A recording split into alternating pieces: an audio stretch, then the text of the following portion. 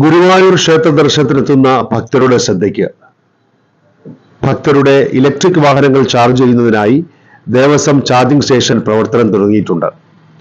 കിഴക്കേനടയിലെ ദേവസ്വം ബഹുനില വാഹന പാർക്കിംഗ് കേന്ദ്രത്തിലാണ് ഈ ചാർജിംഗ് സ്റ്റേഷൻ. ചാർജിംഗ് സ്റ്റേഷന്റെ പ്രവർത്തന ഉദ്ഘാടനം കഴിഞ്ഞ ദിവസം Devaswom chairman doctor VK Vijayan നിർവഹിച്ചു.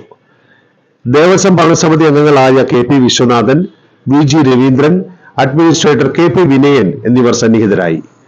3 ലെവൽ 1, 3 ലെവൽ 2 ചാർജറുകളാണ് ഇവിടെ സ്ഥാപിച്ചിട്ടുള്ളത്.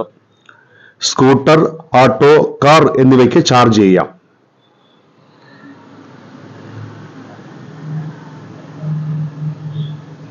QR കോഡ് സ്കാൻ ചെയ്ത് വാഹന വിവരങ്ങൾ നൽകി ആവശ്യമുള്ള സമയമോ പണമോ അടവാക്കി ചാർജ് ചെയ്യാം.